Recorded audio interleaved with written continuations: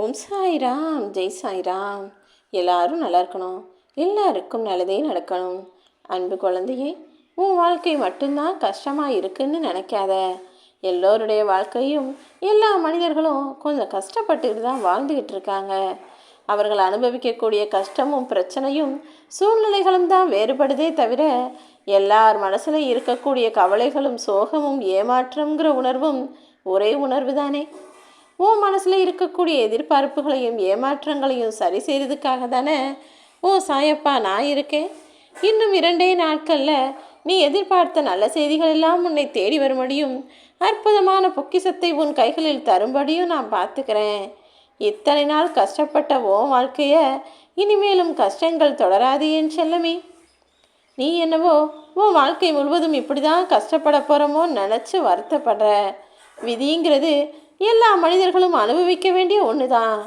ஆனால் உன்னுடைய மனசில் நீ அனுபவிக்கக்கூடிய இந்த கஷ்டங்களை முடிவுக்கு கொண்டு வரக்கூடிய வேலைகளை ஓ சாயப்பா நான் பார்த்துக்கிறேன். நீ முழு மனதோடு என்னையும் இந்த பிரபஞ்சத்தையும் நம்பினா போதும். இந்த பிரபஞ்சத்தின் மூலமாகவே உனக்கு கொடுக்க வேண்டியதையும் உனக்கு கிடைக்க வேண்டியதையும் உன்னிடம் வந்து சேர வேண்டியதையும் நான் சேர்த்து விடுவேன் என் செல்லமே.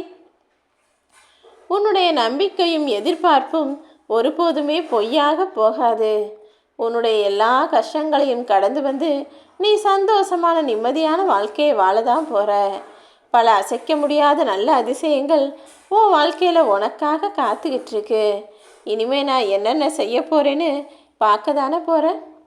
இன்னும் 2 நாட்களுக்குள்ளாகவே நீ எதிர்பார்த்த நல்ல செய்திகளும் உன்னை சேர்ந்து வந்து நீ எதிர்பார்த்த நல்ல விஷயங்களும் உன் வாழ்வில் வந்து சேரப்போகுது.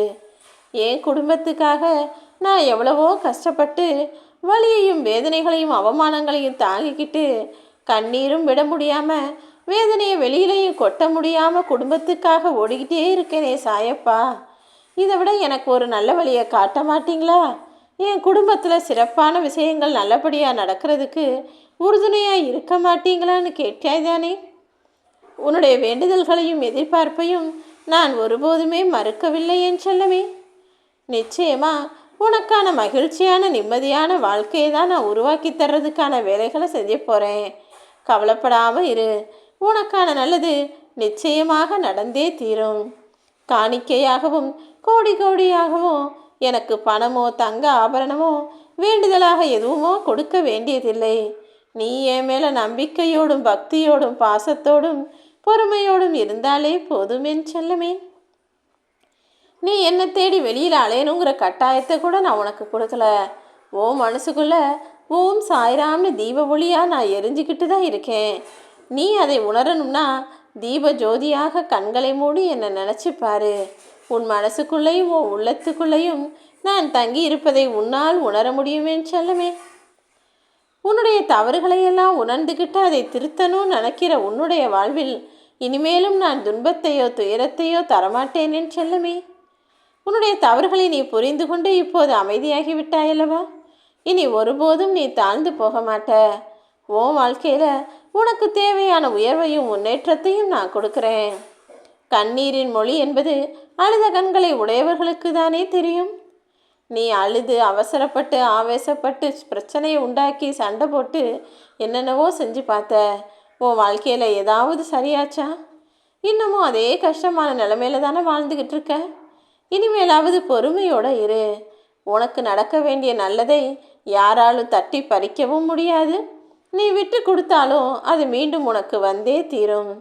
உன்னுடைய தேடல்களும் எதிர்பார்ப்புகளும் ஆசைகளும் வேண்டுதல்களும் நியாயமானதாக இருந்தால் அது நிச்சயம் உன்னை வந்து சேர்ந்துதானே தீரும்.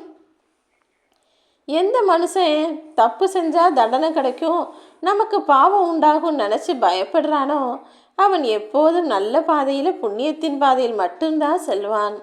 ஆனால் எந்த மனுஷனுக்கு கடவுளை பற்றின பயம் இல்லையோ, நாம் தப்பு செஞ்சால் தவறு செஞ்சால் நம்ம வாழ்க்கையில் அதுக்கு தண்டனை கிடச்சிருன்ற எண்ணமும் யோசனையும் இல்லையோ, அவன்தான் தவறான வேலைகளை தொடர்ந்து செஞ்சுக்கிட்டு இருப்பான்.